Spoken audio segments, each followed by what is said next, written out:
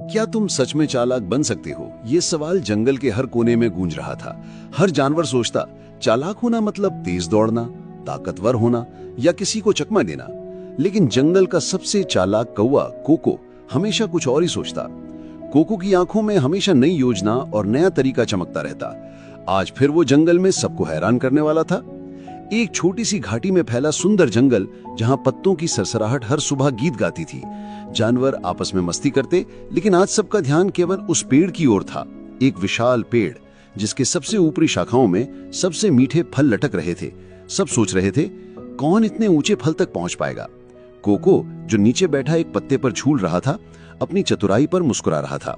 उसने देखा कि ताकतवर हाथी और तेज खरगोश कोशिश कर रहे हैं, पर फल उनके लिए बहुत ऊंचे हैं। कोको ने सोचा, अगर मैं सीधे चढ़ूंगा तो शायद गिर जाऊं, लेकिन अगर थोड़ा चालाक बनूं तो न सिर्फ फल मिल जाएगा, बल्कि सबको हैरान भी कर दूंगा। कोको ने पेड़ के नीचे से कुछ पत्तों का छोटा गट्ठा बनाया और उसे सीढ़ी जैसा पेड़ से जोड़ दिया। फिर वो धीरे धीरे एक एक पत्ता पकड़कर ऊपर चढ़ने लगा। सभी जानवर हैरानी से देख रहे थे, ये कौवा कैसे इतनी सूझबूझ से काम कर रहा है।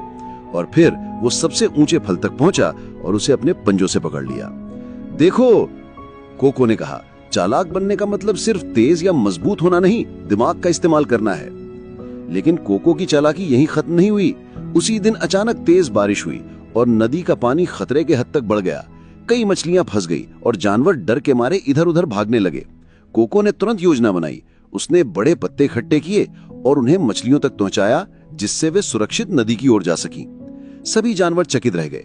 कोको ने हंसते हुए कहा, चालाकी सिर्फ अपने लिए नहीं होती, दूसरों के लिए सोचने में भी होती है। जब तुम सोचते हो और सही तरीका ढूंढते हो, तब तुम भी चालाक बन जाओगे। और तभी बड़े पेड़ के नीचे सभी जानवर कोको के चारों ओर जमा हो गए। उन्होंने कहा, तुमने हमें दिखा दिया कि चालाक होना सिर्फ दिमाग से नहीं, बल्कि दिमाग और दिल दोनों से सोचना है। हम भी तुम्हारी तरह चालाक बनना चाहते हैं। कोको ने मुस्कुराकर कहा, याद रखो, जब तुम सोचते हो, नए रास्ते खोजते हो और कभी हार नहीं मानते, तब तुम भी चालाक बन जाओगे।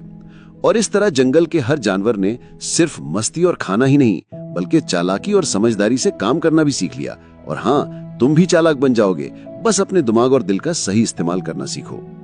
अगर ये कहानी आपको प्रेरित करती है तो हमारे साथ जुड़ने के लिए अभी सब्सक्राइब करें और नई प्रेरक कहानियों के साथ अपनी यात्रा जारी रखें।